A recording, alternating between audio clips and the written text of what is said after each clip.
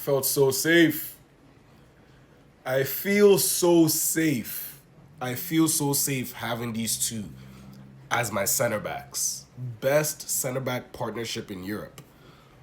But man, I have a headache. What did I just watch? West Ham nil, Arsenal 1. This is the match reaction. You hope people always saying it's your boy Muzi 13. I never started off like that, but this team, this team I support will give you heartache, heart palpitation. I thought I was gonna have a heart attack, man. Thank goodness I didn't. But Arsenal get over the line. Arsenal get over the line. West Ham nil, Arsenal 1, and we are now 2 more wins, guys. I can taste it. 2 more wins away from the Premier League title from the first time since 2004. What a game that was. What a game that was, man. Let's get right into it. The whole lowdown. I'm gonna try and keep this to 5 minutes. But Arsenal went into this game with the same lineup we've gone with the last 2-3 games. The Fulham game was the start of it. You know, Ryan goal, Calafiori, Gabriel Saliba, White at fullback, Lewis Kelly and Rice, Trossard, Eze, Saka, and Victor Gyökeres up top. We saw the wonders it did against Fulham. We saw how good it was against Atletico. So it only made sense to go with that lineup against West Ham as well. And we started off pretty decent. You know, West Ham were fighting for their lives. They're trying to stay in the league. We took the game to them, and they responded. But we should have gone up early. Trossard played a beautiful ball in behind for Calafiori. What the hell was he doing with that finish? All you had to do was square it to Gyökeres. He has a tap in. He's trying to be the hero.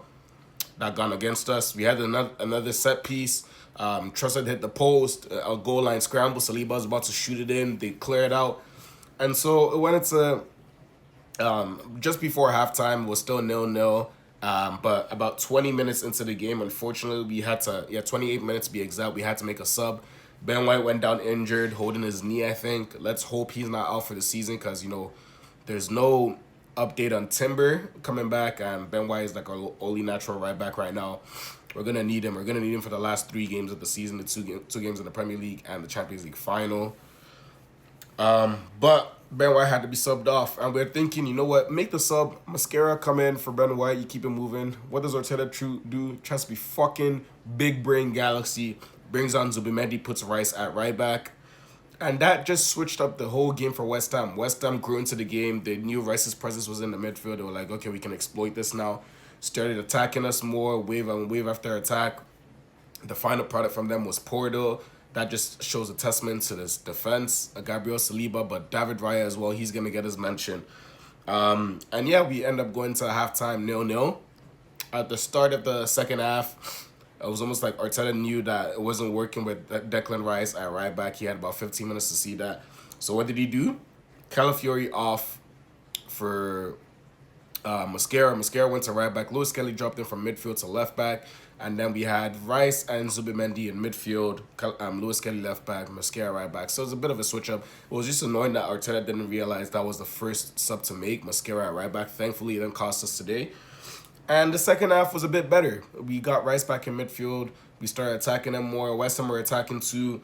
Arteta decided to switch it up. He didn't waste a lot of time to make the subs. In the 67-minute, Odegaard came on and he changed the game. He changed the game, man. And then 13 minutes later, Bukayo Saka goes up from Madueke, and you can see Arteta's really going for it. It wasn't really Saka's day today.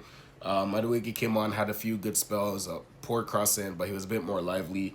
But 3 minutes later, after Madueke came on, we get a goal, and beautiful. This is all Martin Odegaard. Gets the ball in the box, maneuvers the ball, finds the space, sees Trossard in the box, plays it to him. Trossard takes a shot, slight deflection in. West Ham 0, Arsenal 1. And you're thinking 83rd minute, come on boys, 10 more minutes. Just hold on. 7 minutes at that time of normal time. You knew they were gonna add 5-6 minutes because of all the controversy, all the substitutions that were happening, and that was the case. I still need to catch my breath because that game was crazy. But when we're thinking we're hanging on, West Ham get a late corner, taken into the box. David Raya goes to claim it. And at first glance, it looks like he flaps at it, drops to Wilson on the box, volleys it in. Beautiful finish. And I'm just thinking, fuck, we just bottled the title. We had the title in our hands and we just bottled it. But thankfully, VAR came into intervention and seeing that there was actually a foul on David Raya. His hand was being pulled down so he couldn't get the ball. And I'm just seeing a lot of Rivals fans' tears online right now. It is so beautiful. The whole world is hate watching Arsenal today. Well, you can hold that because we won and that was a foul. A lot of people are also trying to justify it by saying, oh, Arsenal get away with it a lot, so it should stand. I'm like, two wrongs don't make it right. You guys, which one is it? Do you want it to be called a foul when Arsenal do it, or is it only good when the opposition team does it? Like, I'm like, get out of here, man. That was a clear foul, and yeah, normality was restored, and Arsenal held on to the 1-0 win. Biggest win for Arsenal this season. And that means we go 5 points clear of City, whereas if we drew, it would have been 3 points. And with City making up their goal difference against Brentford, if they won even 1-0 against Crystal Palace, they'd have gone back to the top of the league. But it means Arsenal now 5 points clear.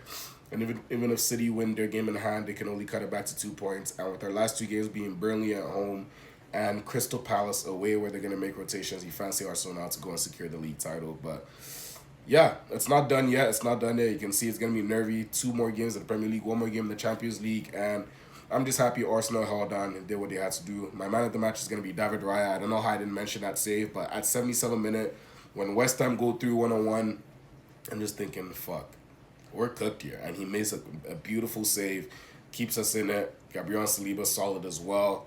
But yeah, David Raya is my man of the match. Just from that save alone, you get my man of the match for sure.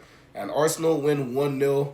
79 points now, 5 points clear of City. Over to City, they play in the midweek. But Arsenal have done their job now, and now we can rest for 7-8 days before we play Burnley, where if City drop any more points in one more game, Arsenal could potentially be winning the league title against Burnley next week, Monday. So fingers crossed they do, but we'll see how it ends. But it's been your boy, Muzi13. Like, comment, subscribe. Breathe in, breathe out. It's been your boy, Muzi13. I'm out. Peace.